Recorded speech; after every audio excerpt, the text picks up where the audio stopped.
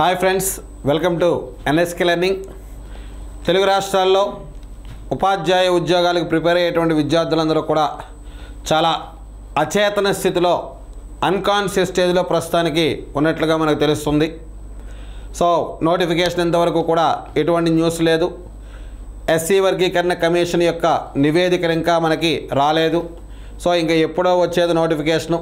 మరోవైపు మనకి సోషల్ మీడియాలో జరుగుతున్నటువంటి ఫేక్ పబ్లిసిటీలు ఇప్పుడప్పుడే రాదు, ఇంకా ఆగిపోయినట్టు ఇలాంటివి. ఎందుకంటే మనం రియాలిటీని కంటే ఎక్కువగా ఈ ఫేక్ పబ్లిసిటీస్ని ఎక్కువగా మనం నమ్మేటటువంటి పరిస్థితి అనేది ఎక్కువగా ఉంది. సో మరి కాబట్టి ఆల్మోస్ట్ స్టూడెంట్స్ అందరూ కూడా ఒక రకంగా యాస్పిరెంట్స్ అందరూ సైలెంట్ మోడ్లోకి వెళ్ళారు. మరి వెళ్ళిన వాళ్ళు వెళ్ళారు, ప్రిపరేషన్ కంటిన్యూ చేస్తున్న వాళ్ళు చాలా సీరియస్గా యాస్పిరెంట్స్ అందరూ కూడా కంటిన్యూ చేస్తున్నారు. సో ఫ్రెండ్స్, ఒక విషయం గుర్తుపెట్టుకోండి, మీరు డిఎస్సి సబ్జెక్ట్స్లో మీరు డిఎస్సి ఎగ్జామ్ రాసేటప్పుడు ఏపీ స్టూడెంట్స్ అయినా తెలంగాణ స్టూడెంట్స్ అయినా మీరు ప్రిపేర్ అవ్వాల్సిన సబ్జెక్ట్స్ అన్నీ కూడా కంప్లీట్గా డ్రై సబ్జెక్ట్స్. సో కంటెంట్ విషయాన్ని పక్కన పెడితే పర్స్పెక్టివ్స్ ఇన్ ఎడ్యుకేషన్, అలాగే సైకాలజీ, అదేవిధంగా పెడగాగీస్ అనే మెథడాలజీస్, ఇవన్నీ కూడా రెగ్యులర్గా థరోగా నెంబర్ ఆఫ్ టైమ్స్ మనం వింటూ నెంబర్ ఆఫ్ టైమ్స్ చదువుతుంటేనే అది మైండ్లో బాగా ప్రాక్టీస్ అయ్యేటువంటి అవకాశం ఉంటుంది. ఇవన్నీ కూడా మెమరీ బేస్డ్ కాన్సెప్ట్స్ కాబట్టి మరి మెమరీ అనేది ఎక్కువగా ఉండాలి అని చెప్పేసి అంటే మనం రెగ్యులర్గా వీటిని టచ్లో ఉండాలి. సో ఎందుకంటే ఆల్రెడీ ఏపీలో ఇప్పటికే చాలా డ్రాగ్ ఆన్ అయింది. నోటిఫికేషన్ వచ్చిన తర్వాత టైం అనేది ఎట్టి పరిస్థితుల్లో ఇచ్చే అవకాశం లేదు. ఇక్కడ ఆల్రెడీ మనకి ఎస్సీఆర్టీ వాళ్ళు స్కూల్ ఎడ్యుకేషన్ డిపార్ట్మెంటు ఏపీకి సంబంధించి ఒక రోడ్ మ్యాప్ కూడా రెడీ చేసుకోవడం జరిగింది. ఆల్రెడీ ఆ రోడ్ మ్యాప్ కూడా మనకి బయటికి విడుదల చేశారు. సో నోటిఫికేషన్ ఎప్పుడు వచ్చినా సరే మే 11 నుంచి 30 మధ్యలో డిఎస్సి పరీక్షలు అనేవి నిర్వహించడానికి వాళ్ళు ఏర్పాట్లు చేస్తున్నారు. అది ఫిబ్రవరిలో వచ్చినా లేదా మార్చిలో నోటిఫికేషన్ ఇచ్చినా అక్కడికి ఇంకా వాళ్ళకు అనుకున్నట్టుగా తీసుకున్నట్టయితే 45 రోజుల నుంచి 60 రోజుల టైం అనేది సఫిషియెంట్గా సరిపోతుంది. కాబట్టి ఆల్రెడీ ముందుగానే సిలబస్ విడుదల చేశారు. సో గత 1 ఇయర్గా ఇదంతా జరుగుతున్న ప్రాసెస్ కాబట్టి ఇక్కడ కొత్తగా మళ్ళీ టైం విద్యార్థులకు ఇచ్చేటువంటి అవకాశం లేదు. సో కాబట్టి ఏ క్షణమైనా సరే ఈ నెలాఖరు వరకు, జనవరి నెలాఖరు వరకు లేదా ఫిబ్రవరి మొదటి వారంలోనైనా సరే ప్రభుత్వంకి ఎస్సీ వర్గీకరణ కమిషన్ యొక్క నివేదిక వచ్చేటువంటి అవకాశం ఉంది. మరి నివేదిక రాగానే ఈ నోటిఫికేషన్ మీద నిర్ణయం తీసుకొని వెంటనే విడుదల చేసేటువంటి అవకాశం ఉంది. కాబట్టి నిరుద్యోగ విద్యార్థులు, ఉపాధ్యాయ ఉద్యోగానికి ప్రిపేర్ అవుతున్నటువంటి విద్యార్థులు ఎవరు కూడా సో ఎప్పటి వరకు ప్రిపరేషన్ మధ్యలో గత 2 నెలలుగా కొంత పక్కకు పెట్టినా సరే మరలా యాక్టివేట్ అవ్వండి, ప్రిపరేషన్ని కంటిన్యూ చేయండి.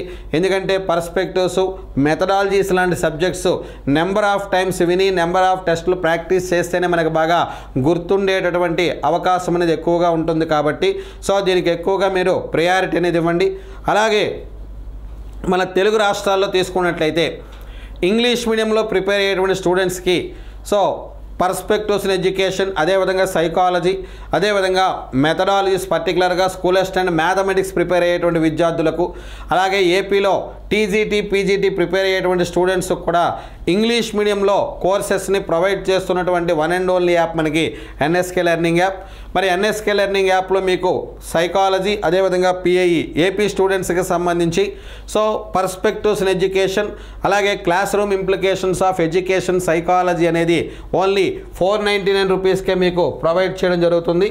ఇందులో మీకు వీడియోస్, అలాగే కాన్సెప్ట్కి సంబంధించిన పీడిఎఫ్ మెటీరియల్, టెస్ట్ సిరీస్తో సహా మీకు ప్రొవైడ్ చేయడం జరుగుతుంది. అలాగే తెలంగాణ స్టూడెంట్స్ కూడా పర్స్పెక్టివ్స్ ఇన్ ఎడ్యుకేషన్ కోర్స్ని ఓన్లీ 499 రూపీస్కే, పర్స్పెక్టివ్స్ ఇన్ ఎడ్యుకేషన్ కోర్స్ని ఓన్లీ 499 రూపీస్కే తెలంగాణ స్టూడెంట్స్ కూడా ప్రొవైడ్ చేయడం జరుగుతుంది.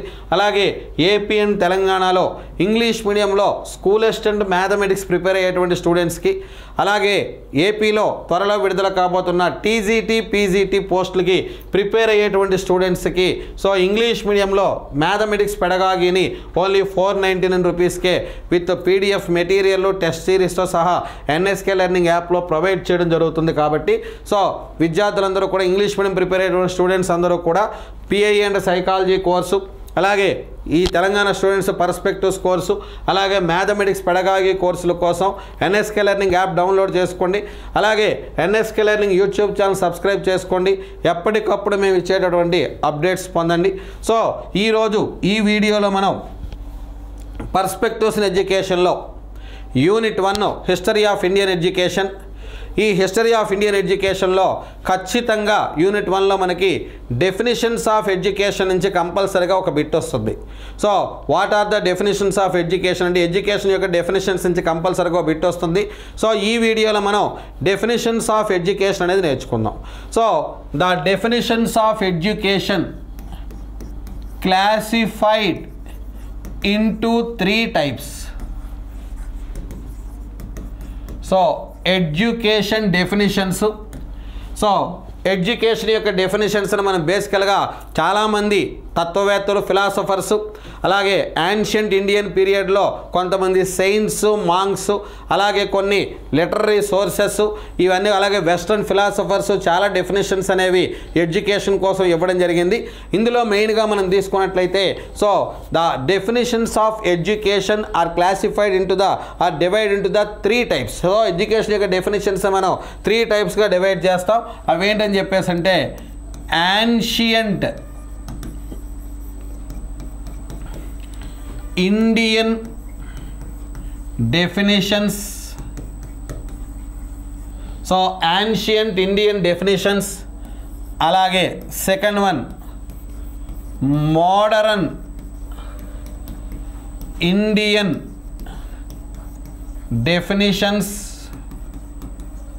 Modern Indian definitions.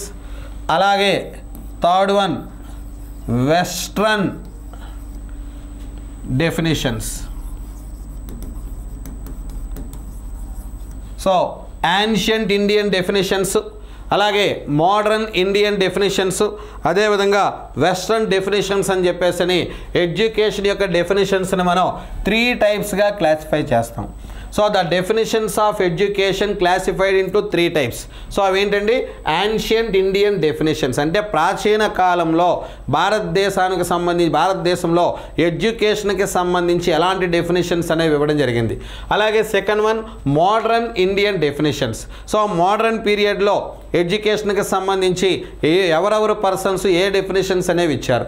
అలాగే western definitions. So western philosophers ఎడ్యుకేషన్కి సంబంధించి ఎలాంటి డెఫినేషన్స్ అనేవి ఇవ్వడం జరిగింది అనే విషయాన్ని ఇక్కడ మనం మెయిన్గా అబ్జర్వ్ చేసినట్లయితే సో ఇందులో ఫస్ట్ ఈ వీడియోలో మనం యాన్షియంట్ ఇండియన్ డెఫినేషన్స్ అనేవి డిస్కస్ చేద్దాం. ఫస్ట్ వన్ ఈ వీడియోలో మనం యాన్షియంట్ ఇండియన్ డెఫినేషన్స్ అనేవి డిస్కస్ చేద్దాం. సో ఎడ్యుకేషన్కి ancient Indian definitions. Ancient Indian definitions. So ఎడ్యుకేషన్కి యాన్షియంట్ ఇండియన్ డెఫినేషన్స్ కనుక మనం కన్సిడర్ చేసినట్టయితే first definition Rigveda. So Rigveda.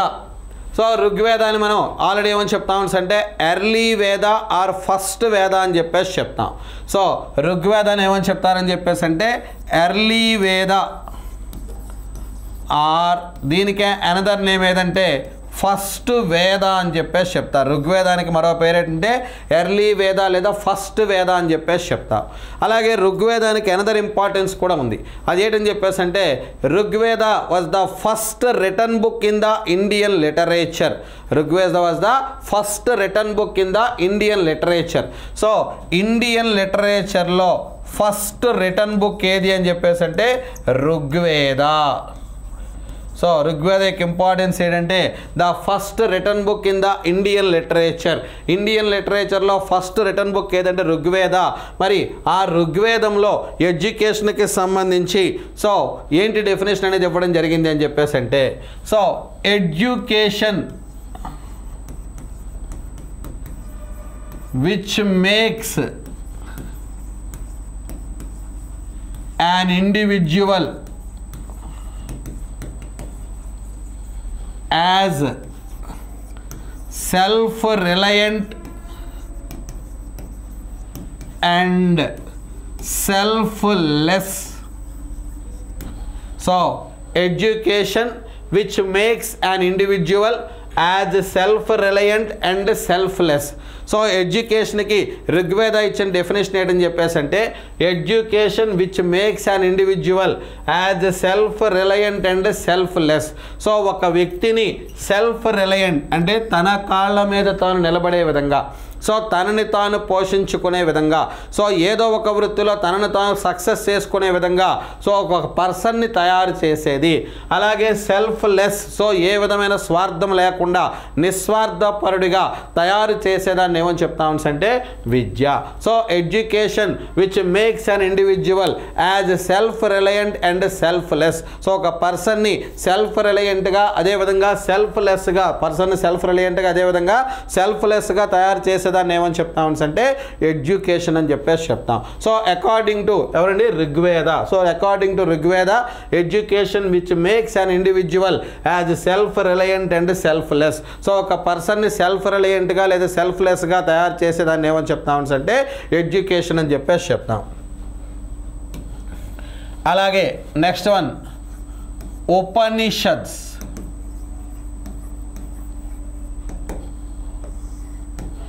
So what is the definition of education according to the Upanishads? So Upanishads, so ఉపనిషత్స్కే another name ఏది అని చెప్పేసి అంటే వేదాంతాస్ అని కూడా అంటారు. సో ఉపనిషత్కే అనదర్ నేమ్ ఏదని చెప్పేసి అంటే వేదాంతాస్. ఎందుకు వేదాంతాస్ అని చెప్పేసి చెప్తారంటే so these are the last part of the Vedic literature. So Vedic లిటరేచర్లో 4 పార్ట్స్ ఉన్నాయి: వేదాస్, బ్రాహ్మణాస్, అరణ్యకాస్ అండ్ ఉపనిషత్స్. సో వేదిక్ లిటరేచర్లో 4 పార్ట్స్ ఉన్నాయి: వేదాసు, బ్రాహ్మణాసు, అరణ్యకాసు అండ్ ఉపనిషత్స్. సో మరి వేదిక్ లిటరేచర్లో లాస్ట్, సో వేద అంత ఎండ్. సో వేదాంతాలు వేదిక్ లిటరేచర్లో లాస్ట్లో దీన్ని మెన్షన్ చేశారు, లాస్ట్లో వీటిని చెప్పారు కాబట్టి వీటిని ఏమని చెప్తారని అంటే వేదాంతాస్ అని చెప్పేసి చెప్తారు. So these are explained about the philosophy. So Upanishads are explained about philosophy. Upanishads దేని గురించి ఎక్స్ప్లెయిన్ చేస్తారని చెప్పేసి అంటే ఫిలాసఫీ గురించి ఎక్స్ప్లెయిన్ చేస్తాయి. సో ఈ ఉపనిషత్ అనేటువంటి వర్డ్లో 3 వర్డ్స్ ఉన్నాయి. ఉపనిషద్. సో ఉపనిషత్తులో 3 వర్డ్స్ ఉన్నాయి. ఉపనిషద్. సో ఉప మీన్స్ నియర్, నీ మీన్స్ సిట్, షద్ మీన్స్ నాలెడ్జ్. సో ఉపనిషత్ అనేటువంటి వర్డ్లో 3 వర్డ్స్ ఉన్నాయి. సో అవేంటంటే ఉపనిషద్. సో ఉప మీన్స్ నియర్, నీ మీన్స్ సిట్, నీ మీన్స్ సిట్, అలాగే షద్ means knowledge. So here Upanishads means, ఇక్కడ ఉపనిషద్ అంటే ఏం చెప్తామని చెప్పేసి అంటే the knowledge acquiring through nearly sit. The knowledge acquiring through nearly sit. So దగ్గరగా కూర్చొని పొందే జ్ఞానము, దగ్గరగా కూర్చొని పొందే జ్ఞానాన్ని ఏమని చెప్తారని చెప్పేసి అంటే ఉపనిషద్. సో ఎవరి దగ్గర ఎవరు కూర్చొని పొందే జ్ఞానం అని చెప్పేసి అంటే సో గురు. సో గురువు దగ్గర శిష్యుడు, స్టూడెంట్ కూర్చొని ఎక్వైర్ చేసేటువంటి నాలెడ్జ్ని ఏమని చెప్తారని అంటే ఉపనిషద్ అని చెప్పేసి చెప్తారు. So the information in the Upanishads existing in the form of question and answers. So ఉపనిషత్స్లో ఉండేటువంటి ఇన్ఫర్మేషన్ అంతా కూడా ఏ ఫామ్లో ఎగ్జిస్ట్ అయి ఉంటుంది, ఉపనిషత్స్లో ఉన్నటువంటి ఇన్ఫర్మేషన్ అంతా కూడా ఏ ఫామ్లో ఎగ్జిస్ట్ అయి ఉంటుందని చెప్పేసి అంటే క్వశ్చన్ అండ్ ఆన్సర్ ఫామ్లో. ఏ ఫామ్లో అండి? క్వశ్చన్ అండ్ ఆన్సర్ ఫామ్లో ఉపనిషత్ అనేది ఎగ్జిస్ట్ అయి ఉంటుందని చెప్పేసి చెప్తాం. So Upanishads are explained about the philosophy. Upanishad దేని గురించి ఎక్స్ప్లెయిన్ చేస్తాయి? ఫిలాసఫీ. అందుకే ఎవరైనా మాట్లాడింది అండర్స్టాండ్ కాలేదనుకోండి, వాడు వేదాంతం మాట్లాడుతున్నాడు అంటాం. సో అక్కడ వేదాంతం అని చెప్పేసి అంటే ఏంటి? తత్వశాస్త్రం, ఫిలాసఫీ. సో ఫిలాసఫీని ఎక్స్ప్లెయిన్ చేసేవేమని చెప్పేసి అంటే ఉపనిషత్స్. మరి అలాంటి ఉపనిషత్స్ ఎడ్యుకేషన్కి సంబంధించి ఏం డెఫినేషన్స్ అనేవి ఇవ్వడం జరిగింది. సో ఎడ్యుకేషన్కి సంబంధించి ఉపనిషత్స్ అనేది డిఫరెంట్ డెఫినేషన్స్ అనేవి ఇవ్వడం జరిగింది. అవేంటని చెప్పేసి అంటే so education means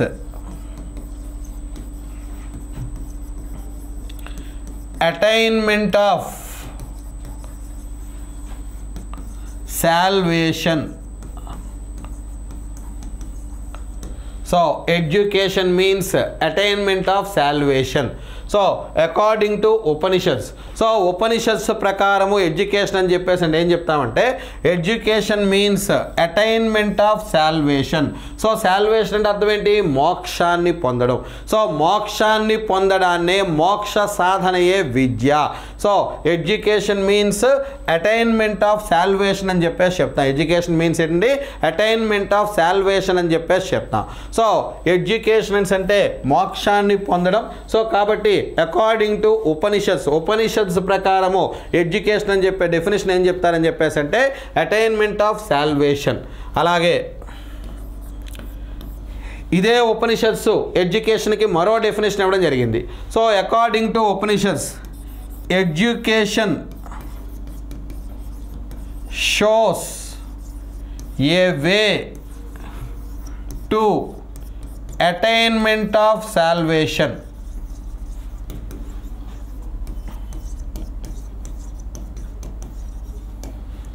so education shows A way to attainment of salvation. So education అనేది సాల్వేషన్ని పొందడానికి ఒక దారి చూపించేదాన్ని, మోక్షాన్ని పొందడానికి ఒక దారి చూపించేదాన్ని ఏమని చెప్తారని అంటే విద్య అని చెప్పేసి చెప్తాం. So education shows A way to attainment of salvation. So మోక్షాన్ని పొందడానికి ఒక దారిని చూపించేది ఏదని చెప్తామని అంటే విద్య అని చెప్పేసి చెప్తాం. అలాగే ఎడ్యుకేషన్ provides relief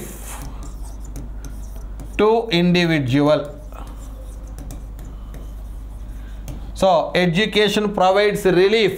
సో రిలీఫ్ను ప్రొవైడ్ చేసేది మనం ఏమని చెప్తామంటే ఎడ్యుకేషన్. సో అవాయిడింగ్ అంటే రిలీఫ్ అంటే విముక్తి. సో దేని నుంచి విముక్తి అని చెప్పేసి అంటే ఈ బంధాల నుంచి, ఈ అన్ని రకాల అంశాల నుంచి కూడా, ఫిజికల్ ఆస్పెక్ట్స్ నుంచి అన్నిటి నుంచి కూడా రిలీఫ్ను ప్రొవైడ్ చేసేదాన్ని ఏమని చెప్తామని అంటే ఎడ్యుకేషన్ అని చెప్పేసి చెప్తాం. అలాగే another important definition. So education provides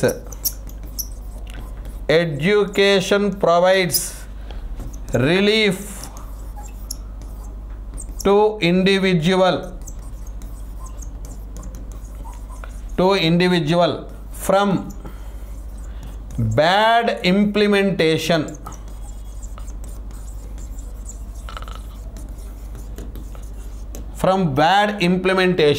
So education provides relief to individual from bad implementation.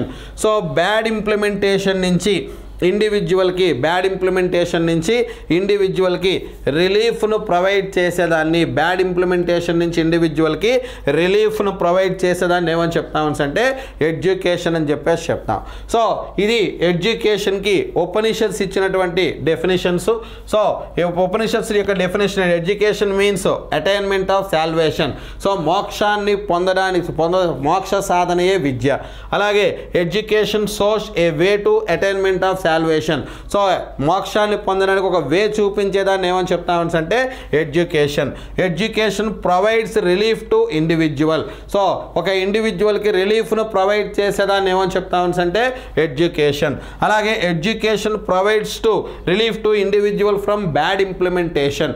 So bad implementation నుంచి ఇండివిజువల్కి రిలీఫ్ను ప్రొవైడ్ చేసేదాన్ని మనం ఏమని చెప్తామని అంటే ఎడ్యుకేషన్ అని చెప్పేసి చెప్తాం. బ్యాడ్ ఇంప్లిమెంటేషన్ నుంచి రిలీఫ్ను ప్రొవైడ్ చేసేదాన్ని ఏమని చెప్తామని అంటే ఎడ్యుకేషన్ అని చెప్పేసి చెప్తాం. అదేవిధంగా Yajnavalkya. So definition of Yajnavalkya. So Yajnavalkya who was the one of the judiciary expert of the ancient Vedic period. So వేదకాలానికి సంబంధించిన న్యాయశాస్త్ర పితామహుడు, వేదకాలానికి సంబంధించిన న్యాయశాస్త్ర పితామహుడు ఎవరని చెప్పేసి అంటే యాజ్ఞవల్క్య అని చెప్పేసి చెప్తాం. మనం యాక్చువల్గా యాన్షియన్ జ్యుడిషియరీ టెక్స్ట్ని ఏమని చెప్తారంటే స్మృతి అంటారు. So the ancient judiciary texts are called as Smritis. So ancient judiciary text are called as Smritis అని చెప్పేసి చెప్తాం. సో యాన్షియంట్ జ్యుడిషియరీ టెక్స్ట్ ఏమో స్మృతిస్ అని చెప్పేసి చెప్తారు, స్మృతులు అని చెప్పేసి చెప్తారు. సో మనకి యాన్షియంట్ పీరియడ్లో 2 రకాల స్మృతులు ఉన్నాయి, మనుస్మృతి అండ్ యాజ్ఞవల్క్య స్మృతి అని చెప్పేసి చెప్తాం.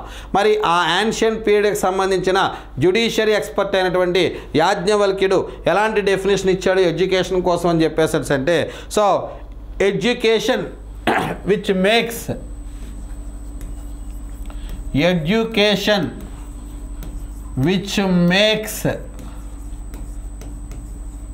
an individual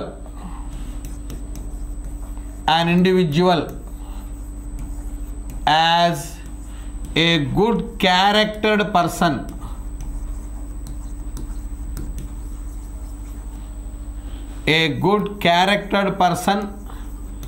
and useful to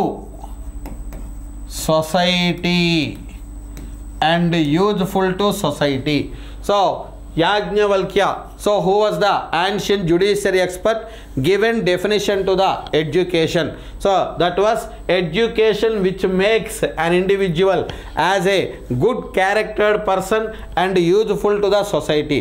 So ఒక పర్సన్ని మంచి బిహేవియర్ ఉన్న వ్యక్తిగా, మంచి క్యారెక్టర్ ఉన్న పర్సన్గా, అలాగే సొసైటీకి యూజ్ఫుల్ అయ్యేటువంటి పర్సన్గా ఒక పర్సన్ని తయారు చేసేదాన్ని మనం ఏమని చెప్తామని అంటే ఎడ్యుకేషన్ అని చెప్పేసి చెప్తాం. So education which makes an individual as a good charactered person and useful to society. So ఒక ఇండివిజువల్ని మంచి క్యారెక్టర్ ఉన్న పర్సన్గా, అలాగే సొసైటీకి యూజ్ఫుల్ అయ్యే పర్సన్గా ఒక పర్సన్ని ఒక పర్సన్ని తయారు చేసేదామని ఏమని చెప్తామని అంటే ఎడ్యుకేషన్ అని చెప్పేసి చెప్తాం. సో ఇది definition of the Yajnavalkya to the education. So ఇంకా మనకి యాన్షియంట్ ఇండియన్ ఎడ్యుకేషన్కి సంబంధించి చాలా డెఫినేషన్స్ ఉన్నాయి. సో మన ఎన్ఎస్కే లెర్నింగ్ యాప్లో పిఐఈ కోర్సును పర్చేజ్ చేసుకోండి. సో మీకు పిఐఈకి సంబంధించి 100% మార్క్స్ వచ్చే విధంగా మనకి వీడియోస్, అలాగే పీడిఎఫ్ మెటీరియల్స్ కూడా ప్రొవైడ్ చేయడం జరుగుతుంది. అలాగే కోర్సెస్ను కూడా ఎప్పటికప్పుడు అప్డేట్ చేస్తూ మన రీసెంట్ టెక్స్ట్ బుక్స్ ఎగ్జామినేషన్స్ ప్రకారం మీకు కోర్సును కూడా డెవలప్ చేయడం జరుగుతుంది. కాబట్టి so NSK learning app download చేసుకోండి, కోర్సెస్ను పర్చేజ్ చేసుకోండి. అదేవిధంగా యూట్యూబ్ ఛానల్ కూడా సబ్స్క్రైబ్ చేసుకోండి.